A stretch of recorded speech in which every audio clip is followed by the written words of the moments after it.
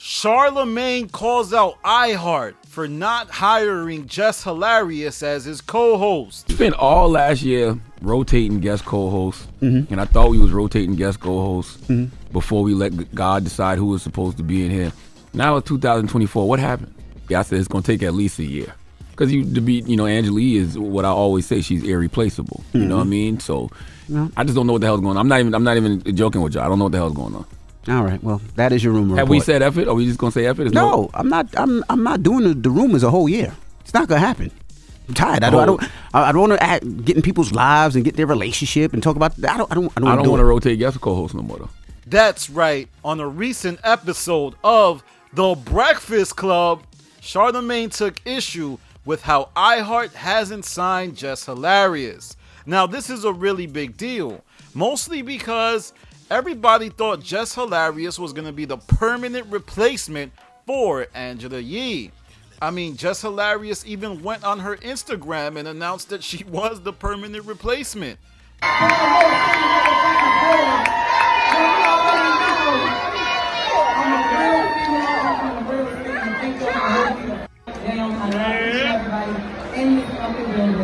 But it appears like iHeart is not interested in making her the permanent co-host for the Breakfast Club. Now, I think there's a lot of factors for why this is, but you need to stay tuned to the end of this video to see what I mean. I think the first thing we have to look at is that iHeart put out a job opening. I mean, this job opening was on Indeed, LinkedIn, anywhere you could have found it, and anyone could have applied. And it makes me wonder, did Jess Hilarious go through the proper channels to apply? I mean, shouldn't she have been ran through a couple interviews, or did she just assume that because Charlamagne was co-signing her, she would be guaranteed the job? Well, that doesn't seem like the case, as iHeart is still searching for somebody to replace Angela Yee.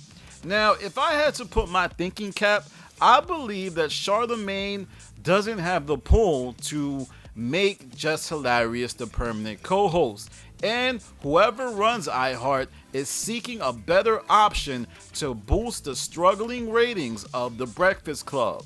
I did a video a while back, and let's be honest, while The Breakfast Club remains the most dominant interview platform for urban media, it just isn't really relevant as a radio show right now.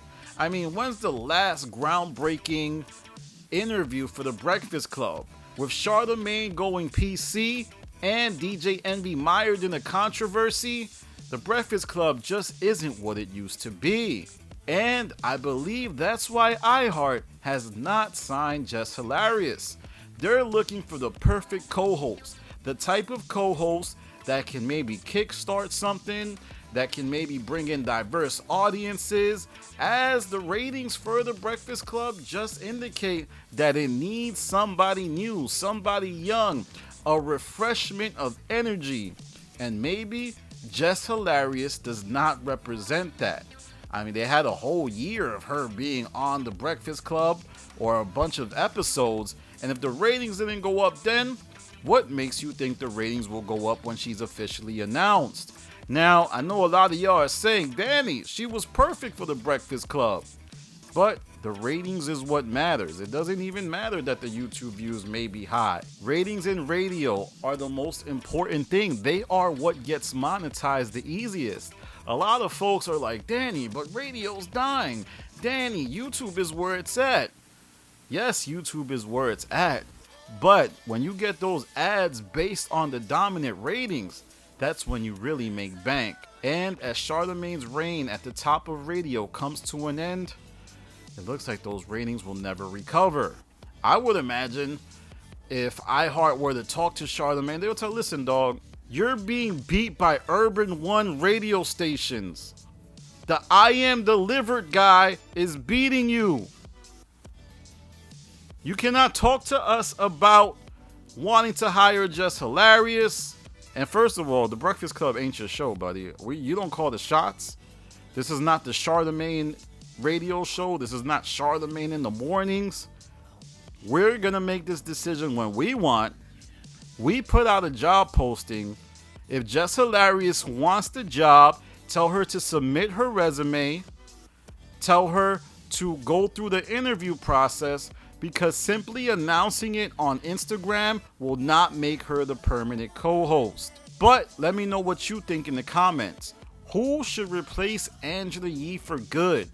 And do you feel like Charlamagne should have the final say in who gets to be the permanent co-host at The Breakfast Club?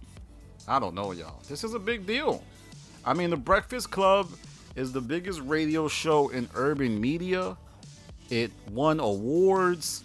It was very dominant. And now it seems to be transitioning into a new phase. Because if iHeart hires somebody that Charlamagne does not co-sign, then things could get really awkward. What if Charlamagne chooses not to play the mentor and make it hard for the next hiree?